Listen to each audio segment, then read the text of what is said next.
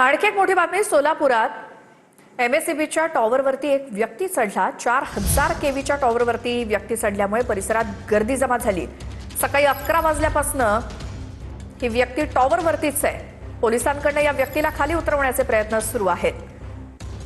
आमचे प्रतिनिधी सागर सुरवसे आपल्या सोबत आहेत। सागर, ही व्यक्ती नेमकी कोण आहे, काय पार्श्वभूमी आणि काय माहिती?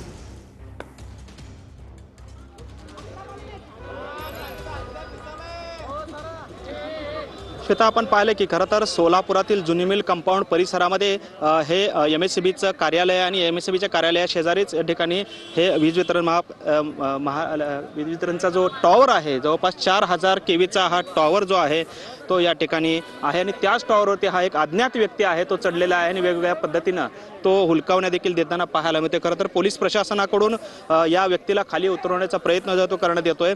खमितकर अपार्टमेंट परिसरामध्ये हा व्यक्ती जो आहे तो चढलेला आहे आणि पोलीस प्रशासनाकडून जे आहे ते याला बचावण्यासाठी या ठिकाणी पोलीस पथक देखील दाखल झालेले आहे। याशिवाय सोलापूर महापालिका प्रशासनाकडून अग्निशमन दलाचं देखील पथक या परिसरामध्ये दाखल झालेलं आहे। मात्र हा व्यक्ती कोण आहे, तो वरती कशासाठी चढला आहे, याबाबतची कुठलाही संवाद जो पोलिसांबरोबर आहे तो साधत नाही आहे। काही व्यक्तींच्या मते हा व्यक्ती जो आहे तो महाराष्ट्रातला नसून कर्नाटक राज्यातला असल्याचं त्याच्या पेहरावावरून सांगण्यात येत आहे। त्यामुळे हा व्यक्ती कोण आहे हे कळत नाही। मात्र या परिसरामध्ये बघ्यांची मोठ्या प्रमाणात गर्दी जी आहे ती जमलेली आपल्याला पाहायला मिळते।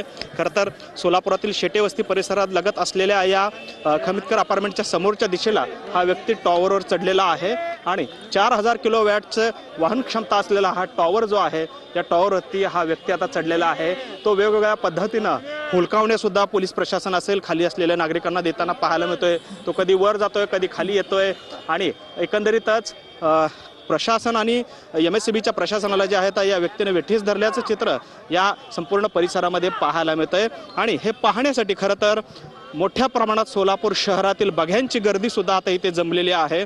खरं तर पोलीस प्रशासनाकडून एमएससीबी प्रशासनाकडून महापालिकेचा अग्निबंब देखील या ठिकाणी बोलावण्यात आलेला आहे। त्याचबरोबरीनं बचाव कार्य जे आहे ते आता करण्यात आलेलं आहे। पोलीस प्रशासनाकडून मोठ्या प्रमाणात कुमक देखील फायर ब्रिगेडचे मागवण्यात आलेले आहे आणि त्या माध्यमातून या व्यक्तीला खाली उतरवण्याचा प्रयत्न आता पोलीस प्रशासन या तयारीत असल्याचं एकंदरीत पाहायला मिळतंय। मात्र असं असलं तरी हा व्यक्ती कुठून आलेला आहे, कोण आहे, याबाबत मात्र कुठलीही अधिकृत माहिती जी आहे ती समोर येऊ शकलेली नाहीये। पोलीस प्रशासन सातत्यानं त्याला विनवणी करत आहेत की आपण खाली उतरावं, आपली काय मागणी आहे ते सांगावं।